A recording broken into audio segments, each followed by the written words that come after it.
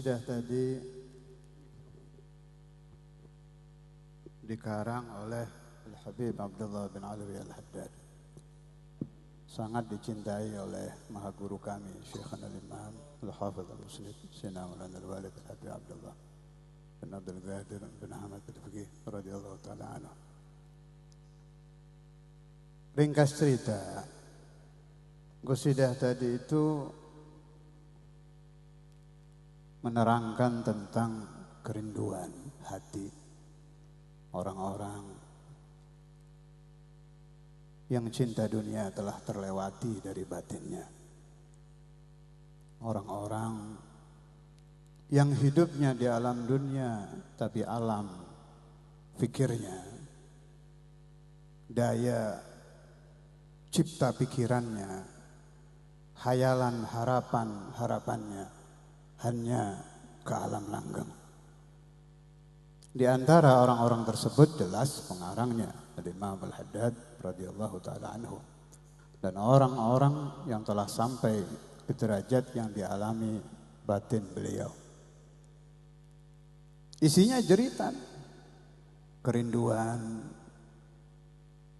ke kota Madinatu Rasulullah sallallahu alaihi wasallam. Ada kata-kata di situ, wayahtaz, goyang hatinya, tidak tenang, bahkan sampai gharam. Boleh saya disebut gila karena rindu kepada Muhammad. Boleh saya disebut tidak ada akal karena rindu kepada hadratur Rasul. Orang-orang semacam ini kalau dilihat orang-orang yang cinta dunia, mereka akan heran. Ini orang kenapa ini? Kerjanya menangis, mendengar azan wa asyhadu anna Muhammadar Rasulullah, meleleh air matanya. Telinganya mendengar azan tapi batinnya, mata hatinya melihat pusara Muhammad. Telinganya mendengar lantunan azan tapi ingatannya kepada hadratur Rasul. Telinganya mendengar azan tapi hatinya menjerit kalau Muhammad diganggu. Telinganya mendengar azan tapi hidupnya diberikan amutu wa ahya ala hubbikum. Hidupku untuk cinta Nabi, matiku demi cinta Nabi, rohku buat Nabi, jasadku buat Nabi. Jangan ada yang berani mengganggu Muhammad. Orang-orang semacam ini perlu didoakan panjang umur. Kalau mereka meninggal perlu diambil barokahnya, perlu dikenang riwayatnya, perlu diminta madadnya. Sebab tidak banyak min kulli alaf, katanya hanya satu setiap zaman. Amutu wa ahya ala hubbikum wa dhulli ladaykum wa izzi bikum. Kalau di dalam satu kampung tidak ada maulid, saya tidak bisa hidup, kata beliau. Saya merasa terhina kalau tinggal di satu kota tidak ada salawat ala Nabi. Saya baru terhormat kalau Indonesia mengadakan upacara maulid dengan mahallul khiyam. Kalau seluruh kota sudah mengadakan maulid, seluruh desa mengadakan maulid, seluruh rumah membaca maulid, semua anak kenal sahibul maulid, Maulana Muhammad Rasulullah. Baru saya merasa baru ini hidup terhormat. Ini hidup ini. Kalau anak kami telah mengenal Muhammad Rasulullah, kalau anak kami telah tahu bahwa Nabi Muhammad bukan orang bodoh. Nabi Muhammad bersabda, "Wa'allamani Rabbi kulla syai' aw qala fa'allamani Rabbi kulla syai'." Ilmu apapun Allah Ta'ala telah curahkan kepadaku, kata Nabi. "Wa rahatu ruhi raja gurbukum wa azmi wa qasdi ilaikum dawa." Jeritan arwahku, kalau ada ongkos saya ingin cepat-cepat lari nahwal Madinah, menuju kota Madinah, melihat Qubbatul Khadra, Warna hijau akan berharga karena telah ditempatkan menjadi warna pusara suci Nabi. Warna hijau tidak lagi menjadi warna biasa, menjadi lebih terhormat dari warna putih karena pusara Hadratur Rasul. Kalau kita melihat orang berpakaian hijau, melihat daun hijau, ingat Muhammad. Warahatu ruhi raja kurbikum.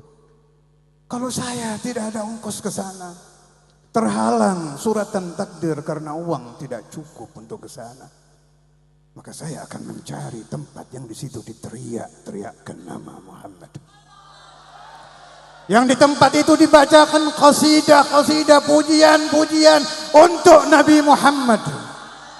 Menjadi pengganti kerinduan roh saya, menjadi pengganti cerita hati saya. Kegelapan katanya. Kegelapan, sakit rasanya gelap, tapi berubah menjadi riang ketika telinga mendengar, ya Nabi salam alaika, ya Rasul salam alaika, ya Habib salam alaika,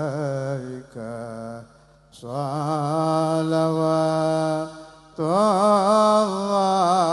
alaika. La tajzi nabiyyaka ya fata, walau ji'tahu sa'yan ala al-aini sa'iri.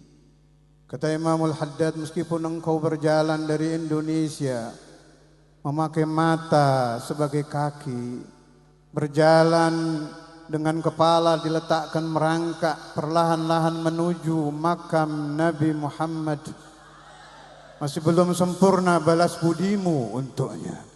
Walau ji'tahu sa'yan 'ala al-'aini sa'iri. Ketika Imam Al-Haddad sampai di makam Nabi, ada kata-kata beliau yang saya masih ingat sampai sekarang. Ketika kami telah sampai di hadapan magamu Rasulullah, ketika kami telah ucapkan assalamu alaika ya Rasulullah, kata beliau, wa huwa hayyun wa hadir. Itu Nabi hidup katanya di alam kuburnya, hadir, melihat orang yang berziarah, menjawab salam, membacakan istighfar untuk orang yang datang kepada Nabi. Saya doakan semua bisa sampai ke sana, bisa sampai berziarah ke Rasulullah. Sebelum mati datang menjemput kita, diberi rezeki bisa berdiri di muwajahatur Rasul, diberi rezeki bisa di Raudhatur Rasul, bisa diberi rezeki di istighfari oleh Rasulullah, sehingga jasad kita berdekatan dengan jasad Nabi Muhammad. Hanya tanah yang menutupi jasad beliau, kita dekat di depan Nabi.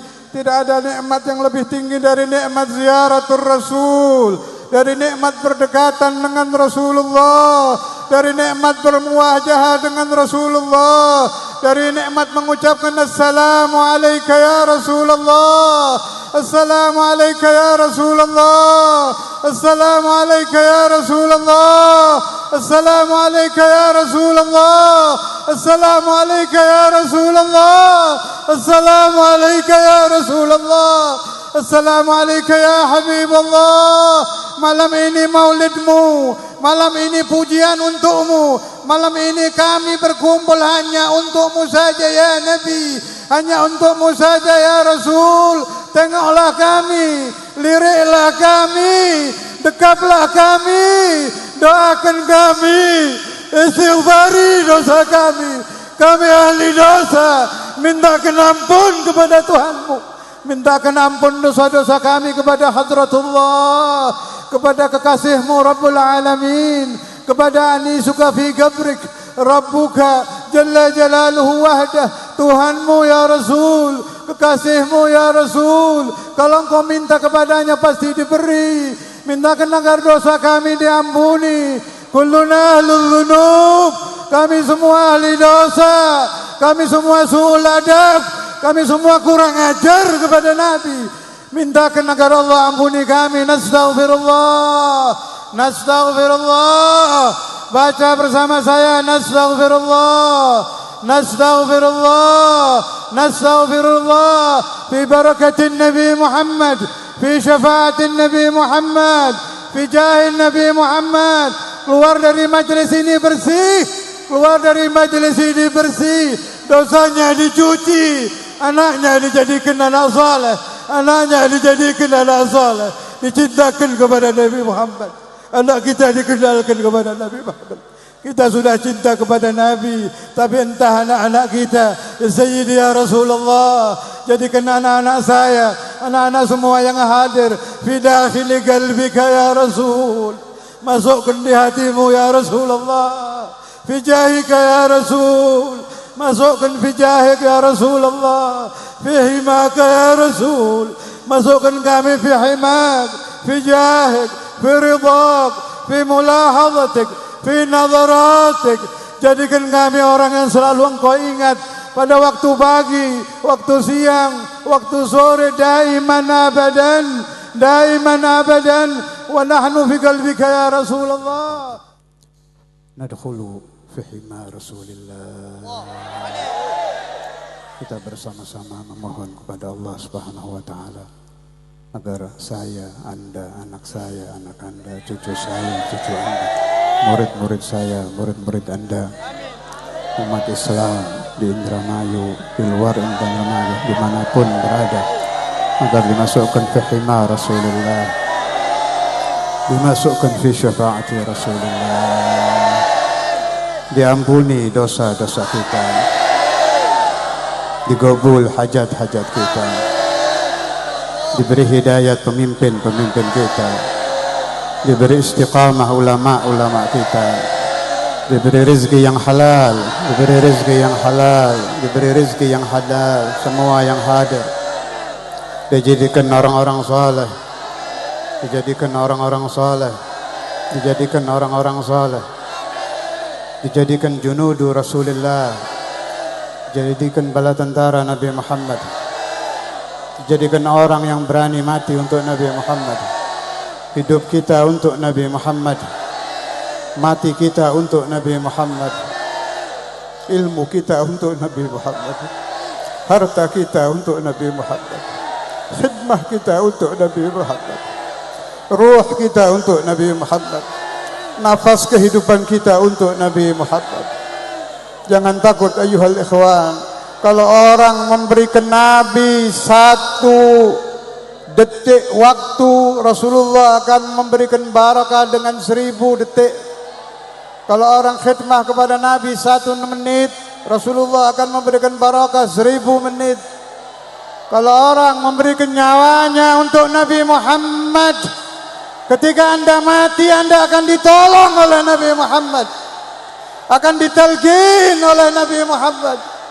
Di alam kubur, ketika mungkar wa nakir akan memberikan fitnatul qabr, akan dijaga oleh Nabi Muhammad. Kalau Anda mati, anak Anda diberi barakah oleh Nabi Muhammad, istri Anda barakah Nabi Muhammad. Rasulullah sallallahu alaihi wasallam lebih cinta kepada kita, lebih cinta kepada umat, lebih cinta kepada ahlus salah daripada cinta beliau kepada Fatimah Az-Zahra, daripada cinta beliau kepada dirinya sendiri. Sallu ala Muhammad, sallu ala Muhammad, sallu ala Muhammad. Alliku qulubakum bi Rasulillah. Kuatkan cinta kepada Nabi, perbanyak salawat ala Nabi. Sebelum tidur 1000 kali baca salawat ala Nabi. Ketika bangun 1000 kali salawat ala Nabi. Ada hajat apapun, tawassul dengan salawat ala Nabi.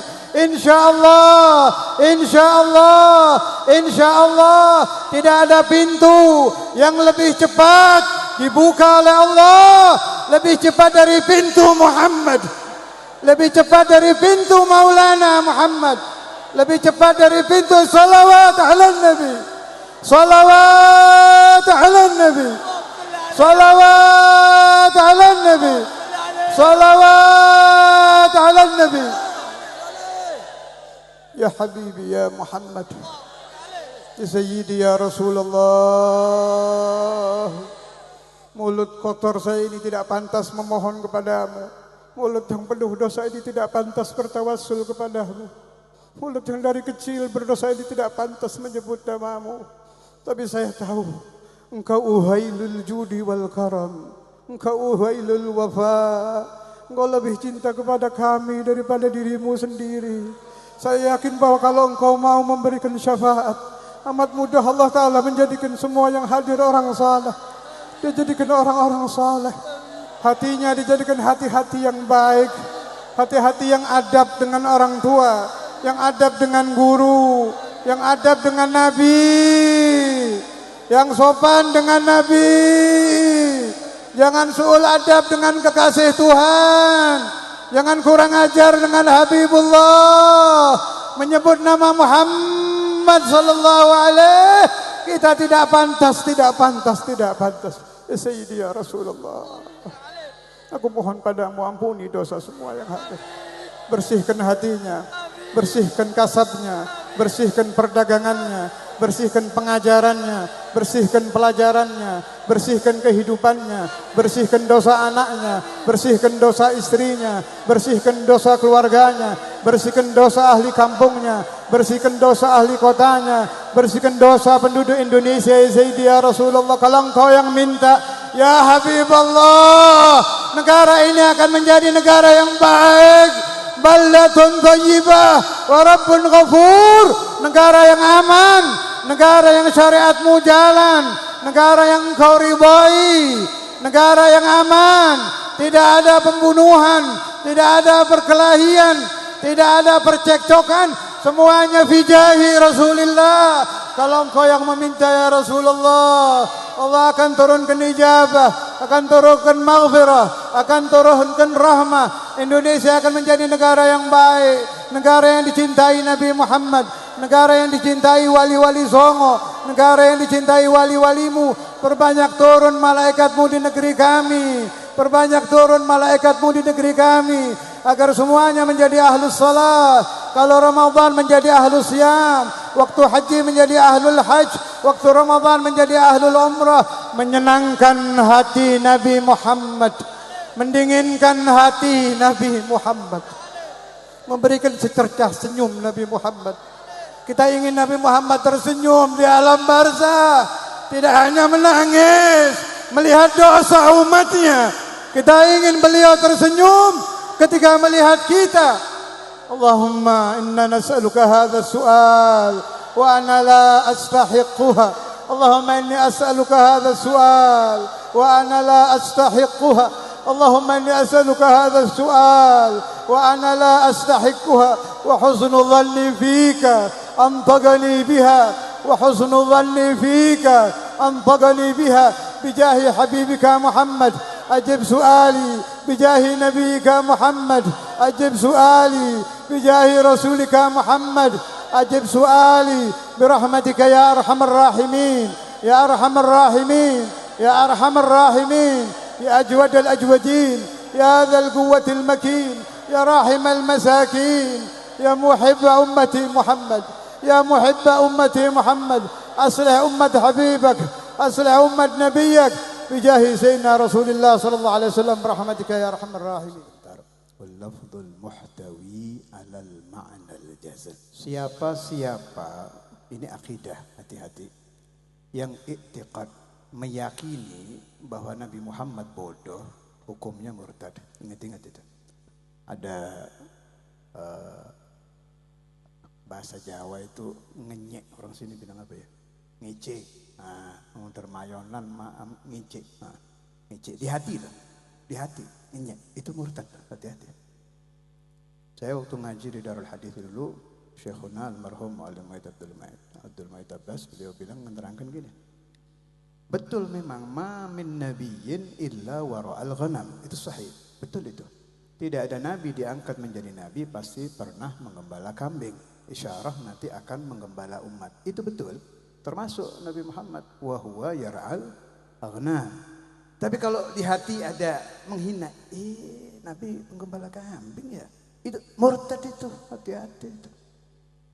Hati-hati. Syahadat. Naam, ketika Anda sholat, Anda syahadat, selesai sudah masuk Islam lagi. Tapi itu murtad itu. Termasuk masalah Nabi dianggap buta huruf. Ini saya jadi cerita, kurang lebih 15-20 tahun yang lalu. Itu di satu desa di daerah Sukorejo, tepatnya di Pasuruan. Ada kiai terlalu cinta ke Syekh Abdul Qadir. Terlalu cinta sampai mengeluarkan omongan begini. Syekh Abdul Qadir Al-Jailani itu di satu titik lebih dari Nabi Muhammad. Apa? Nabi Muhammad buta huruf, tidak bisa baca, tidak bisa nulis. Syekh Abdul Qadir bisa. Ini kan logika ngawur ini. Logika ngawur. Ini terjadi loh ini. Terjadi. Saya waktu itu alhamdulillah saya tentang habis-habisan dan tidak ngawur. Saya keliling karena beliau juga tokoh Nahdlatul Ulama. Saya keliling ke orang-orang Nahdlatul lagi yang saya datangin. Saya akrab dengan kiai-kiai NU di Jawa Timur. Waktu itu wallahu alam ketua Bahtul Masail Jawa Timur apa anggota atas gitu. Masih hidup. Sekarang sudah sepuh. Kiai Muhammad bin Damiri Pondok Siratul Fuqaha Gondang Legi Malang, alim itu ahli fikih. Saya datang ke sana dulu, saya ceritakan ini permasalahan ini bagaimana, kok ada omongan begini, dan dikeluarkan di majelis. Beliau bilang, gini Beb, ini orang ahli bahsul masail, jadi biasa ngadepi masalah-masalah fikih. Waktu saya nyantren, beliau nyantrennya itu di banyak pesantren, NU semua ini, NU. Dan jangan ada yang suudzon, saya pecinta NU, lahir cinta NU, saya mati nanti juga di kuburan NU, jangan ada yang suudzon. Sebelum inti-inti ini ngerti NU, di sini ada apa enggak saya ngomong, saya cinta NU. Sebab di kampung saya itu cuma ada 2 aliran, kalau enggak NU Muhammadiyah, cuma ada 2 masjid. Saya tidak menentang Muhammadiyah, silakan saja, tapi saya NU. Saya kalau Jumatan carinya masjid NU, nggak mungkin cari masjid Muhammadiyah kan. Orang Muhammadiyah tidak akan cari masjid NU. Tidak apa-apa, silahkan asal tidak saling menghina saja. Jadi saya NU tulen, akidah saya, akidah Nahdlatul Ulama. Itu makam-makam di Jawa Timur, sampai Madura, sampai Jawa Tengah, sampai Jawa Barat. Kalau digali, jumlah wali-wali NU itu mungkin sudah ratusan ribu sampai jutaan loh. Itu jangan benci NU, kualat ente.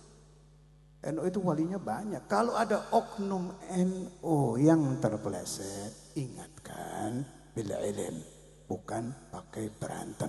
Bila ilm, dengan ilmu kita ingatkan. Sebab NU itu aulianya, akidahnya jelas. Kembali ke masalah tadi. Tadi yang bantu saya urusan yang menghina Nabi, dia orang Kiai NU juga. Beliau bilang, saya pernah bahas Beb. An-Nabiyul Ummi itu maknanya banyak. Tolong dipaham. Ummi satu seperti yang terkenal. Nabi Muhammad tidak bisa baca, tidak bisa tulis. Itu arti yang terkenal kan? Di SD di madrasah-madrasah itu. Itu satu. Kedua, Ummi nisbah ke Ummul Qura. Lahir di Makkah. Maka disebut Ummul Qura. Ketiga, ini makna yang dianut oleh kaum sufi. Bahasa Jawa sini apa ini? Bahasa Jawa Timur mbok-mbokan. Jadi kayak anak kecil yang nggak bisa ditinggal ibunya itu loh. Bangun tidur, ibu, mana, nangis. Nabi Muhammad begitu tapi ke Allah loh. Jadi bangun tidur itu beliau buka mata, yang diingat langsung Allah, ya Allah. Itu makanya disebut ummi. Itu salah satu makna an-nabiyul Ummi. Jadi tolong jangan diambil satu dong. Ilmunya banyak kok, yang diambil yang nggak enak. Kita kalau meriwayatkan ilmu buka semua. Nanti ente ambil yang mana terserah ente. Ada konsekuensinya. Kalau sampai Anda mengambil arti pertama, Nabi Muhammad tidak bisa baca, tidak bisa tulis, Anda artikan bodoh, murtad ente, selesai. Tapi kalau Anda artikan tidak bisa baca, tidak bisa tulis dengan makna sopan, Nabi Muhammad tidak pernah membaca, tidak pernah menulis. Nanti saya bahas. Ini masalah sudah saya bawa kemana-mana. Ada rekamannya. Habib Umar bin Hafid saya tanya. Ada rekamannya saya. Ki Maimun Zubair. Saya sudah keliling lama urusan Nabiul Ummi. Karena di majelis saya dulu di mana itu di Sukoharjo memang ada masalah ini. Ada masalah itu. Kayak logika satu lagi nih, ada logika yang keliru itu yang mengatakan Syiah kalau ini. Sayyidina Ali di dalam satu masalah lebih hebat dari Nabi Muhammad. Kenapa? Nabi Muhammad istrinya bukan Sayyidat Nisa'il Alamin. Sayyidina Ali istrinya Sayyidat Nisa'il Alamin. Pimpinan wanita sedunia itu istrinya Sayyidina Ali. Kalau istrinya Rasulullah kan tidak pimpinan wanita sedunia. Ini logika ngawur ini. Wong Sayyidah Fatimah mendapat keutamaan karena intisab ke Rasulullah sallallahu alaihi wasallam. Coba Rasulullahnya nggak ada, hilang semua ini. Syekh Abdul Qadir Jailani ya akhi. Beliau itu diludahi sama Nabi Muhammad bisa begitu itu kok dirobak jadi di atasnya Nabi. Satu waktu Syekh Abdul Qadir Al-Jailani karena beliau disebut ajam, bukan karena beliau orang Jawa, beliau Sayyid, turunan Sayyidina Hasan. Tapi mengeluh kepada Rasulullah SAW, anak ajam, saya ajam, artinya ajam berasal dari daerah ajam, bukan dari daerah Arab. Lisan bahasa Arabnya kurang indah. Mengeluh kepada Rasulullah SAW. Didatangi oleh Nabi Muhammad ya Allah di manaqibnya itu. Diludahi 7 kali, diludahi loh, baru bisa alim, diludahi 7 kali sama Nabi. Rasulullahnya hilang, datang Imam Ali bin Abi Thalib, babu Madinatul Ilm, meludahi lagi 6 kali. Katanya Syekh, di mana itu kami sab'an? Kenapa enggak 7 kali? Apa jawabnya? Adaban ma'a Rasulullah sallallahu alaihi wasallam. Gak berani saya melebihi Nabi. Ini yang perlu dijaga ini, adab. Orang tua saya dulu Habib Abdullah Malang tuh bilang kenapa Imam Ghazali di Bidayah selalu adab. Sebab adab itu kalau kurang ajar kepada orang tua Anda bakal diazab di dunia wal akhirah. Kurang ajar ke guru ilmunya tidak manfaat. Kurang ajar ke Nabi murtad. Ini bahaya ini. Hati-hati. Su'ul adab kepada Rasul SAW dan kepada Hadratullah, kepada Al-Quran, kepada Nabi Muhammad, kepada sifat-sifat Allah Asma'illah Al-Husna, urusannya murtad lah. Beda dengan su'ul adab dengan ulama, dengan yang di bawah-bawah. Kembali ke masalah Nabi Umi. Kalau pendapat Mbah Maimun Zubair almarhum, sudah kita tanya ke beliau, beliau diam. Tidak menyalahkan pendapat yang la yaqra'u wa la yaktub, juga tidak membenarkan yang yaktubu wa yaqra. Dia cuma bilang ini perlu dibahas bersama-sama, belum menentukan.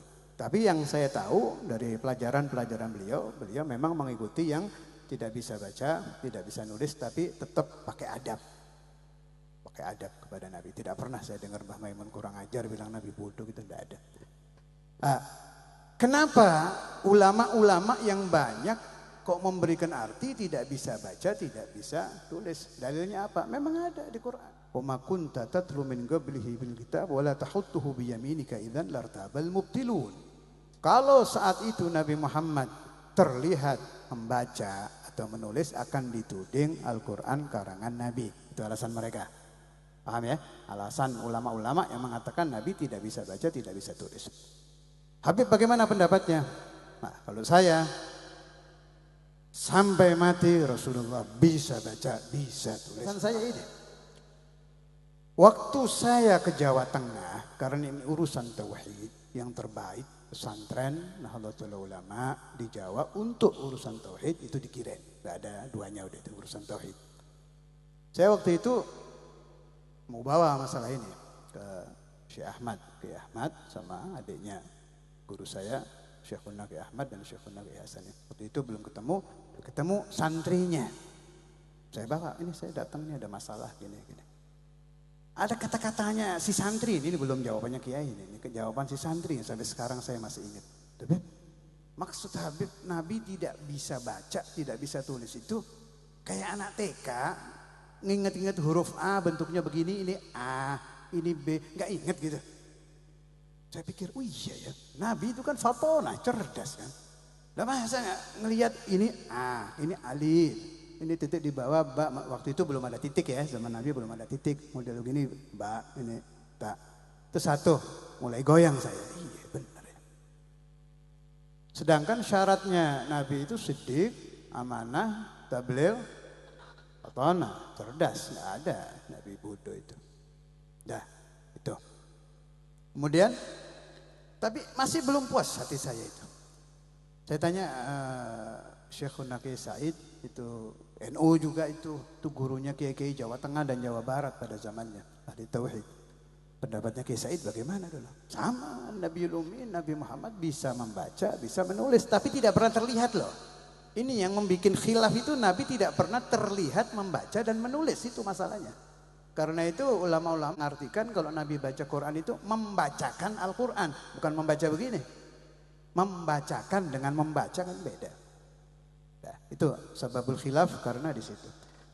Kemudian Kiai Said, Syekhuna Kiai Said tidak mau membaca fa innahum laulam yasduku. Beliau membaca laulam yusaddiqu. Kalau Nabi dibilang sodik, benar, itu nanti Nabi dianggap kayak robot. Jadi dapat wahyu saja. Wahyu saja. Ingat kata-kata saya. Wahyu saja. Dalam masalah ini kita tidak khilaf dengan siapapun. Rasulullah SAW menerima 6.666 ayat Al-Quran. Tapi kalau aliran Ahlus Sunnah wal Jamaah, terutama yang Sanusiyah, mengartikan yusaddiqu. Nabi itu tidak hanya benar, tapi membenarkan. Kalau membenarkan berarti cerdas. Fatana. Udah? Tambahan lagi, waktu saya cari-cari dalil dulu itu. Ada di kitab tafsir Al-Fakhrur Razi. Beliau menukil dari Sayyiduna Ja'far As-Sadiq bahwa Rasulullah SAW bisa mengetahui bacaan, bisa membaca. Duna an yaktub, kata beliau. Ini pendapat Sayyidina Ja'far As-Sadiq di Fakhrur Razi. Nah, dapat satu lagi. Masalah membaca selesai ya, ada ulama besarnya. Satu lagi pangkatnya Mujaddid Al-Imam As-Suyuti, pembaharu Islam pada zamannya. Bahkan beliau mengatakan bahwa beliau sampai ke derajat mujtahid. Mujtahid berarti sekelas Imam Syafi'i, Maliki, Hanafi, Hambali. Tapi dibantah sama ulama zamannya. Nah, kalau menurut guru-guru saya tanya, ini yang benar mana ini? Imam Suyuti nggak mungkin beliau mau berdosa pura-pura jadi mujtahid. Dijawab oleh ba'du masyayikhi al-mu'asir la yunasir. Ulama kalau banyak sama-sama besar di zamannya, biasanya kalau satu ngaku mujtahid tidak ditolong sama yang ini. Tapi memang pantas. Nah, Imam Suyuti mengumpulkan khususiyah Nabi Muhammad, termasuk, ini perhatikan penting, termasuk masalah Nabi mengetahui semua bahasa. Itu di kitab Khasaisus Suyuti. Khasais Rasulullah SAW yang dikumpulkan Imam Suyuti, ada kata-kata begitu. Karena Rasulullah SAW ya'rifu jami'al lughah. Mengetahui semua bahasa, berarti bisa membaca atau tidak? Bisa. Tidak menulis ya. Ini saya tidak membahas menulis, baru membaca. Sudah? Sebagai penutup, yang membuat hati saya puas waktu itu, sampai saya yakinnya Nabi Muhammad SAW bisa membaca dan bisa menulis itu, ada satu wali ummi. Ummi itu nggak bisa baca tulis, nggak pernah belajar di madrasah, tidak pernah mondok, tapi muridnya Allamah di Maghrib. Bukunya ada itu, namanya Al-Ibriz. Muridnya yang paling alim bernama Al-Allamah Ahmad Ibnul Mubarak. Jadi gurunya nggak tahu tulis baca, ini muridnya yang ngumpulkan ini. Ditanya, lihat aja di kitab itu, namanya kitabnya Al-Ibriz. Ayat tadi, "Wa ma kunta tatlu min qabli min kitabin wa la takhutuhu bi yaminika idzan lartabal mubtilun." Ya Syekh, bagaimana pendapat antum tentang masalah ini? Ulama-ulama sebagian besar dan banyak mengatakan, ulama zahir loh ya, ulama zahir, ingat, ulama batin bila khilaf Nabi Muhammad bisa baca tulis. Tolong dipahami. Yang khilaf ulama syariah, tapi ulama ul haqiqah enggak ada. Nabi Muhammad bisa baca tulis. Tolong dipahami bahwa perbedaan pendapat Nabi bisa membaca apa tidak, bisa menulis apa tidak, itu di ulama syariah alias fuqaha. Kalau di sufiyah semua sepakat Nabi bisa baca, bisa tulis. Katanya Sayyidi Abdul Aziz sampai beliau kaget waktu ditanya begitu. Masya Allah, bagaimana ada orang bisa menyangka, katanya, Nabi Muhammad tidak bisa membaca, tidak bisa menulis. Wal auliya'ul ummiyun, katanya. Tidak terhitung jumlah wali-wali yang ummi, tidak pernah masuk madrasah, tidak pernah masuk sekolah, mengetahui semua bahasa. Bahasa manusia, bahasa hewan, wali-wali yang top-top itu kayak Syekh Abdul Qadir Jilani, Sayyidi Ahmad Al-Badawi, Sayyidi Ibrahim Ad-Dasuqi, Sayyidi Rifai, siapa lagi? Sayyidi Syadhili, dan lain-lain itu bisa mengetahui, bahkan mereka bisa, terserah Anda percaya apa tidak, kalau saya percaya bisa melihat tulisan Lauhil Mahfuz al-auliya ini. Gimana nabinya gitu loh maksudnya. Ente percaya Syekh Abdul Qadir keramat. Ini kalau orang NU itu saya nggak habis pikir bisa punya logika begitu. Sekarang Syekh Abdul Qadir yang sangat dipercaya sama Nahdlatul Ulama, dibaca manaqibnya, itu wa min karamatihi bisa membaca tulisan di Lauhil Mahfuz. Itu Sayyidi Syekh. Gimana Nabi Muhammad? Paham? Tolong dipahami bahwa Nabi kita Muhammadur Rasulullah Sallallahu Alaihi Wasallam mengetahui semua ilmu, mengetahui semua bahasa, dan tidak terlibat kebodohan sama sekali.